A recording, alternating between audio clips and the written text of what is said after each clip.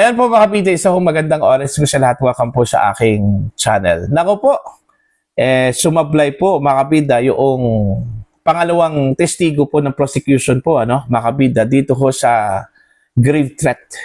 Article 4 po, ng impeachment trial po ni Vice President Sara Duterte, po. Okay? Actually, kahapon po ito, pang-apat na araw po mga kapita ng impeachment trial po ni Vice President Sara Duterte, po. Ipresenta po ng prosecution ito hong si Attorney Jeremy Lotok, dati hong investigador ho ng grave threat ni VP Sara, mga kabida. Pero ito po ay nailipat na po sa BARM itong si Lotok bilang regional director po ng NBI BARM, mga kabida. Okay? Sa kanyang testimony, sabi po ni Attorney Sal Panelo, paiba-iba. Okay? Sablay, mga kabida, po. Unang-una, meron pong inconsistency, na nakita ho ito hong si Attorney Panelo sa kanyang mga testimonya. Okay? May mga errors, typographical errors, mga kabida, na napansin po ito hong mga senador. Okay? And then, panay po tingin sa kanyang notes, parang hindi ho memorize yung kanyang sasabihin po, mga kabida, parang nakabatay lahat sa script, po, Ito, pakinggan muna natin yung interview po ni Ian Cruz ng GMA, kay Attorney Sal Panelo, mga kabida. Attorney, yung naging testimony ni Lotok ngayon, ni Agent Lotok, ano mainly ang na-prove doon? Ang na-prove doon, nag-imbestiga sila, pero hindi malalim ang investigasyon. Yung mga dapat nilang imbestigahan, yung lumalabas, hindi nila imbestigahan.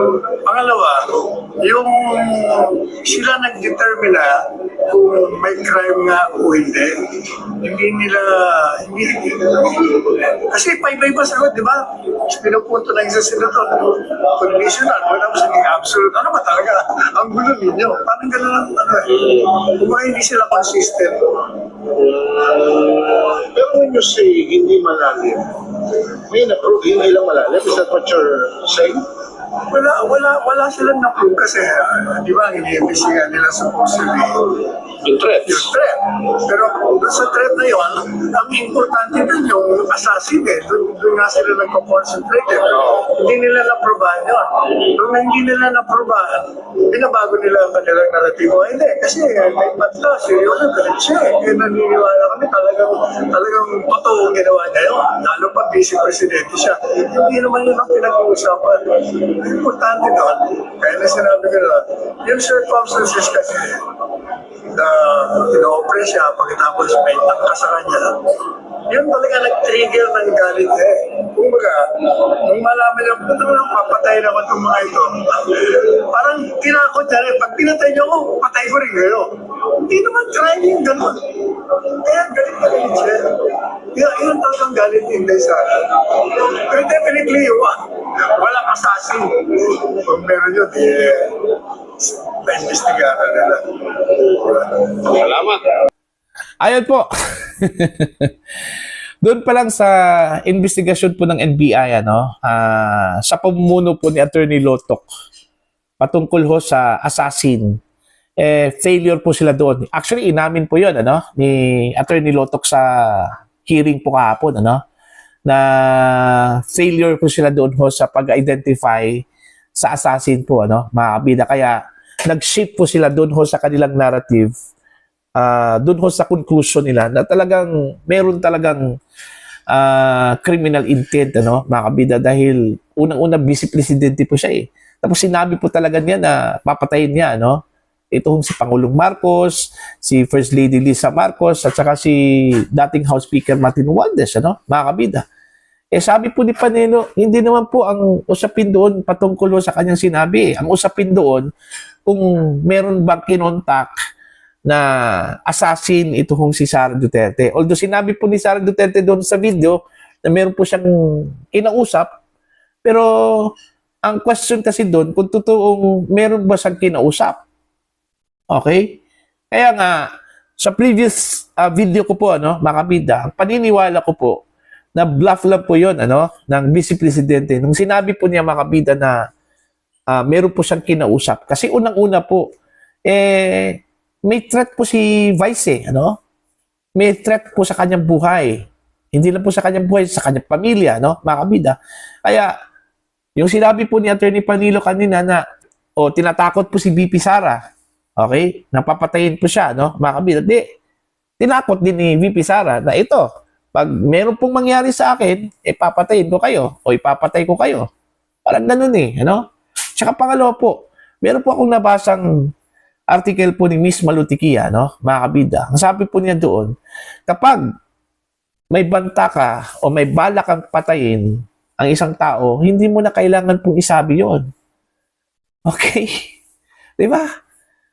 Loko-loko yung tao po mga kabida na meron pong criminal intent, ano? Tapos ipagsasabi po niya sa publiko na gagawin po niya yon, na meron po siyang balak na patayin si Pangulong Marcos, ano? Mga kabida, di ba?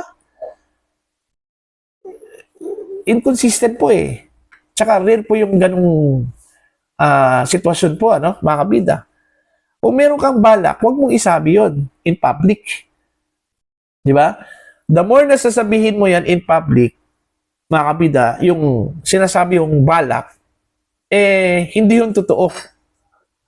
Kasi, kung sasabihin mo yan in public, makapaghanda po yung gagawan mo ng krimen, ano, mga kabida, di ba? Since sinabi po yon ni Vice President Sara Duterte in public, naniniwala ako na nasabi po niya yon because of her emotion. Dahil sa kanyang emosyon po, ano, mga kabida, hindi dahil meron po siyang criminal intent.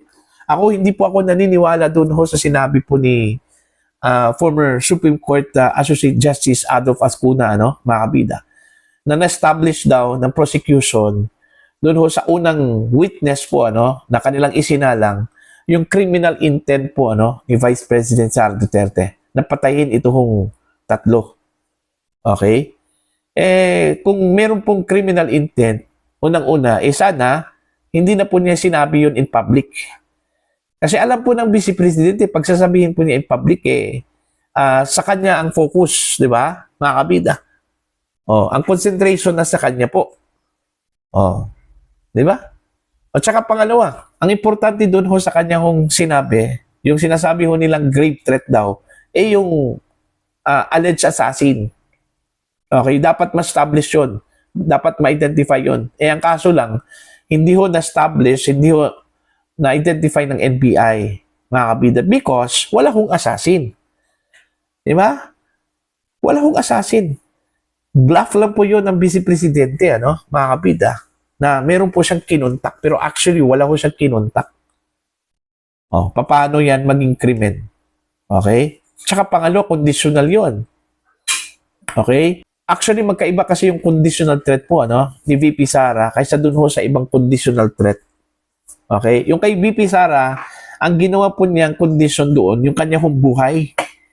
Okay? Mga kabida. Alright?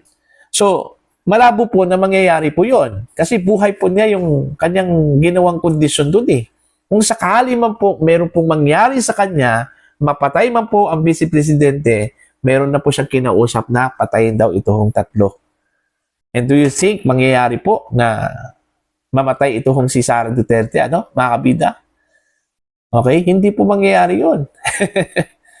Di ba? Meron pong isang conditional threat din, ano? Yung example ko po nung last video ko po, mga kabida. Okay? Tinatakot ko ang isang tao. Okay? Bigyan mo ako ng 1 million pesos. Kapag hindi mo ako bigyan po ng 1 million pesos, papatayin kita. Iba po yun. Conditional din yun, pero iba po yun, ano, mga kabida. Okay? Pero, mas matindi ito. Bakit? Kasi, meron pong imminent danger dun sa pinagsabihan ko. Okay? Kapag hindi po siya magbigay sa akin ng 1 million pesos, may posibilidad na mamamatay siya Di ba?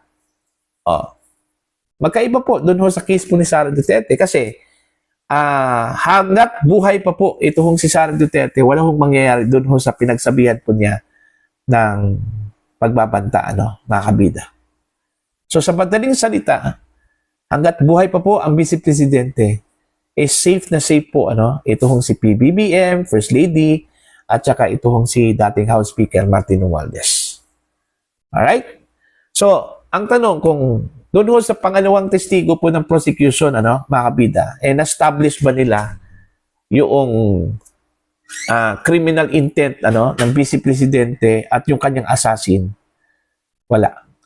Hindi ho na-establish dahil unang-una po inconsistent na po yung pangalawang witness mga kabida, paiba-iba.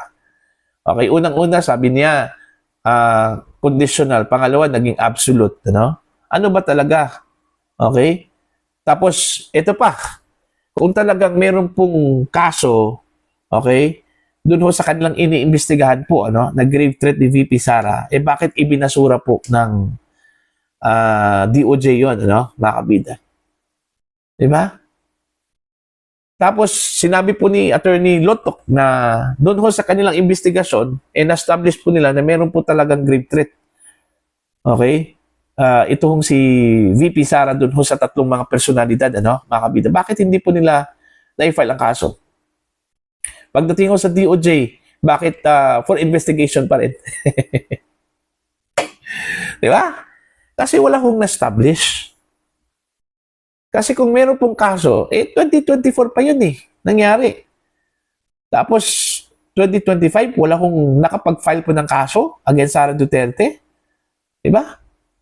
2026 na po tayo ngayon. So, palpak po. Palpak talaga, mga kabida, yung investigasyon po ng NBI. So, malinaw, na itong grave threat na article po ng prosecution against the Vice President, parang lang to ordinaryong krimen lang po ito, In fact, hindi ho ito impeachable offense, mga kabida. Kung meron man pong krimen na nangyari ho dito, okay, kung krimen man po yung pagbabanta is purely on threat lang po ito, mga kabida. Hindi ho grave threat. Kasi pag sinabi hong grave threat, meron pong imminent danger dun ho sa pinagbabantaan, mga kabidan po. Okay? So, para ho sa inyong opinion at pananaw ho dito, mga kabida, please comment down.